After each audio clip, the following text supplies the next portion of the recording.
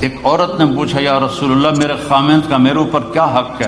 آپ نے فرمایا تیرے خامند کے جسم پہ پھوڑے نکل آئیں اور ان میں گندا پانی جمع ہو جائے اور تو زبان سے چاٹ چاٹ کے اس کے زخم صاف کرے تو بھی تو نے خامند کا حق ادا نہیں کیا۔ دونوں کو بیلنس کیا ہے۔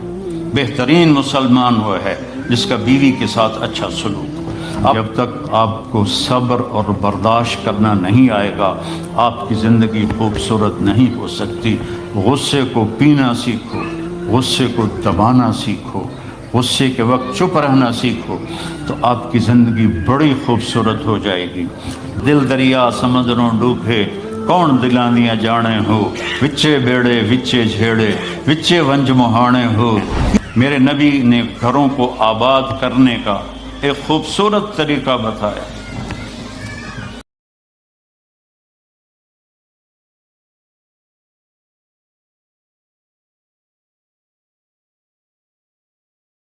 کہ اس زبان پہ قابو کر لو، اس زبان پہ قابو کر لو، خاموش رہنا سیکھ لو۔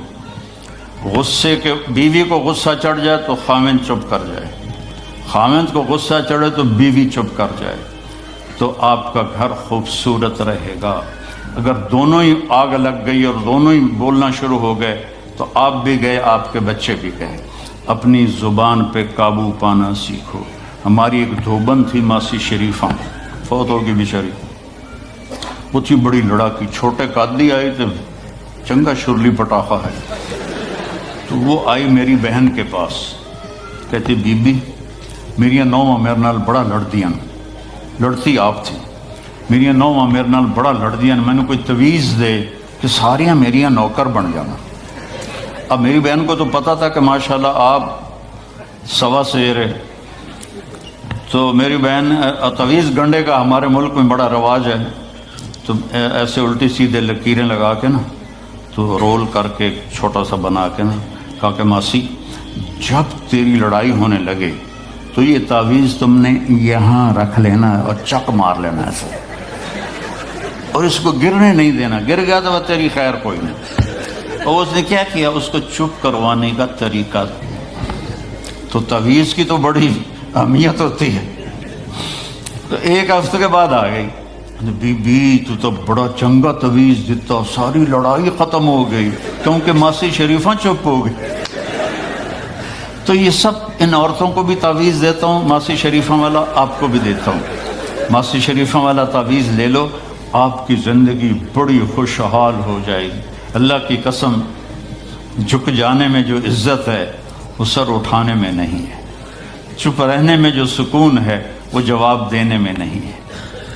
آپ خاموش رہنا سیکھو، آپ اپنے بچوں کو عزت دینا سیکھو، اپنے بچوں کو ٹائم دیا کرو۔ یہاں مرد کی بھی جاب ہے، عورت کی بھی جاب ہے، تو بچے نظر انداز ہوتے ہیں، ان کو ٹائم دو۔ میرے نبی نے فرمایا اکرموا اولادکم، اپنی اولاد کو عزت دو، اور آپ نے فرمایا خیرکم خیرکم لأہلہ، سب سے بہترین مسلمان وہ ہے جو بیوی سے اچھا سلوک کرے۔ اور ایک عورت نے پوچھا یا رسول اللہ میرے خامند کا میرے اوپر کیا حق ہے؟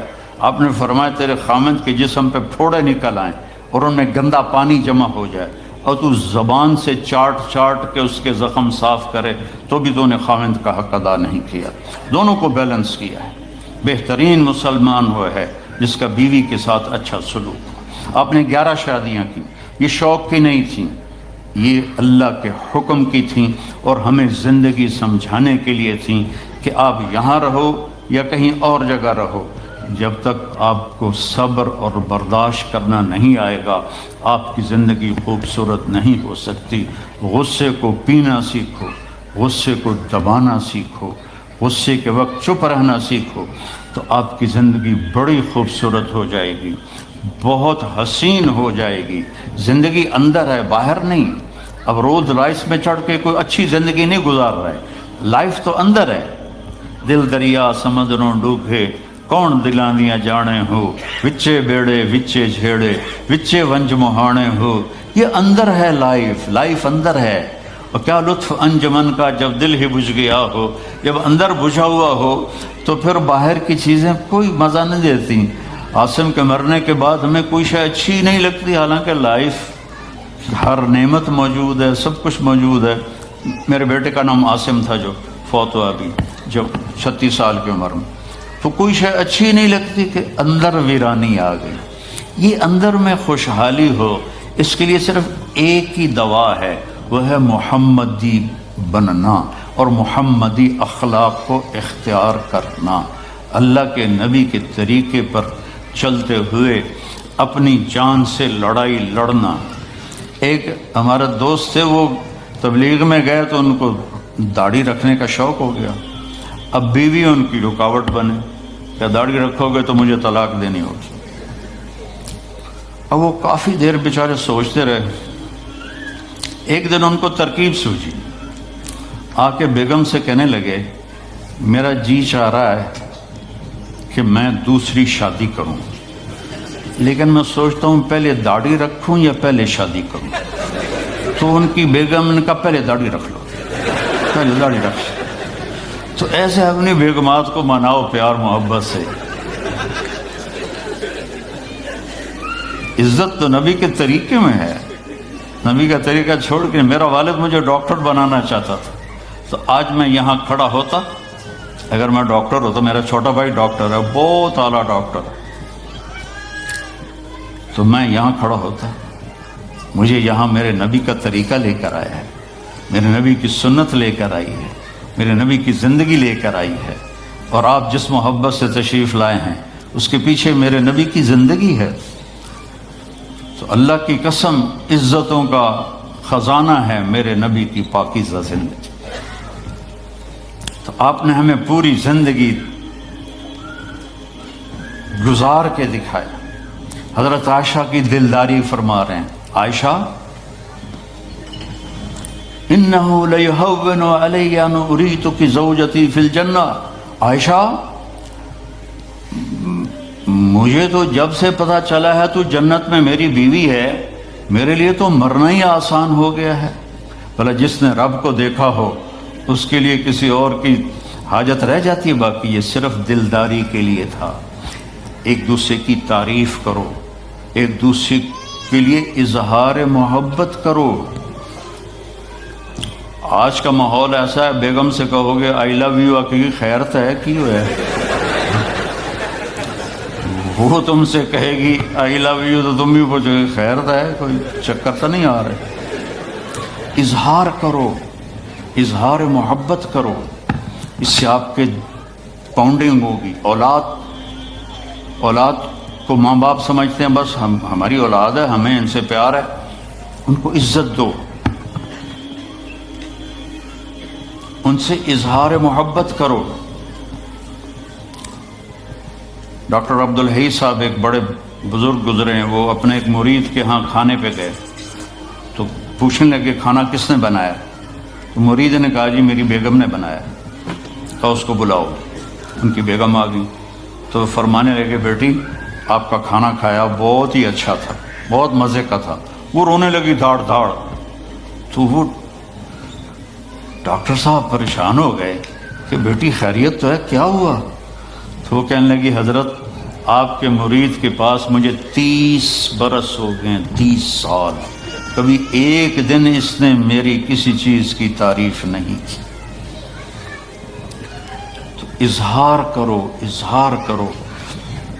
حضرت فاطمہ وہاں سے دروازے میں داخل ہو رہی ہیں، آپ کمرے میں بیٹھے ہوئے ہیں یا لیٹے ہوئے ہیں یا کرسی پر ہیں یا زمین پر ہے، جو ہی حضرت فاطمہ تھے تو ایسے تیزی سے آگے بڑھتے تھے، وہیں نہیں کھڑے رہتے تھے، اور ایسے حضرت فاطمہ کا ہاتھ پکڑ لیتے تھے اور اس کو یہاں بوسہ دیتے تھے، اور کبھی ماتھے کا بوسہ لیتے تھے، پھر ہاتھ پکڑے پکڑے ان کو ایسے لاتے اور چارپائی پہ بٹھاتے، اس کے بعد خود بیٹھتے تھے۔ یہ میرے نبی کی عزت ہے اولاد کے ساتھ، یہ عزت دو، وہ تمہارے رہیں گے، تمہارے بن کے چلیں گے۔ ان کو نصیحت کی ضرورت نہیں ہے، ان کو تمہارے پیار کی ضرورت ہے۔ اور جب اللہ کے نبی حضرت فاطمہ کے گھر جاتے تو حضرت فاطمہ یہ کرتی تھی، وہ کھڑی ہو جاتی، آگے بڑھ کر اللہ کے نبی کے ماتھے کا بوسہ لیتی، پھر ان کا ہاتھ پکڑ کے ان کو چارپائی پہ بٹھاتی، پھر خود نیچے بیٹھتی تھی۔ تو اظہار بہت بڑی دوا ہے، بہت بڑی غذا ہے۔ انسان محتاج ہوتا ہے اچھے کیے کہ وہ تعریف چاہتا ہے، خوشامد نہیں ہے، خوشامد حرام ہے، اور تعریف واجب ہے کہ اس کی حوصلہ افزائی کرو۔ تو یہ آپ کے بڑے گھر سے اور بڑی گاڑیوں سے آپ کی زندگی خوبصورت نہیں بنے گی، نبی پاک صلی اللہ علیہ وسلم کی مبارک زندگی کو اپنانے سے آپ کی زندگی خوبصورت بنے گی۔ باقی سب دھوکہ ہے، میرے رب کی قسم، سب فریب ہے۔ کچھ سال پہلے یہاں سے کوئی بڑے تاجر کی بیگم گئیں وہاں لاہور، تو مجھے انہوں نے ملنے کی خواہش ظاہر کی، تو ملانے والے نے کہا کہ یہ خاتون کے جو خامد ہیں وہ پاؤنڈ میں اربوں پتی ہیں، پاؤنڈ میں۔ کہ ٹھیک ہے۔ وہ آ گئی اور آ کے رونا شروع کر دیا کہ لوگ مجھے سمجھتے ہیں میں بڑی خوش قسمت ہوں، بڑی دولت ہے، بڑی گاڑیاں ہیں، لیکن میں سب کو کیا کروں، میرے خامد کا سلوک ہی اچھا نہیں۔ ہر شے اس نے زیرو کر دی کہ سلوک اچھا نہیں۔ اس کے چند دن بعد ایک اور واقعہ پیش آیا۔ ایک نوجوان میرے پاس آیا کہ حضرت اللہ نے دنیا کی ہر دولت دی ہے، ہر شے دی ہے، لیکن میری بیوی کی زبان 30 فٹ لمبی، میں کہ 29.5 فٹ کٹ دے باقی ران دے، کہ اس کی زبان بڑی لمبی ہے، میں تنگ، اگر بچے نہ ہوتے تو میں اس کو طلاق دے دیتا۔ تو بھائی بہنوں، بچوں، بچیوں، اگر زندگی کو خوبصورت بنانا ہے تو نبی کا طریقہ ہے، اللہ کی قسم اس کے سوا کوئی طریقہ نہیں۔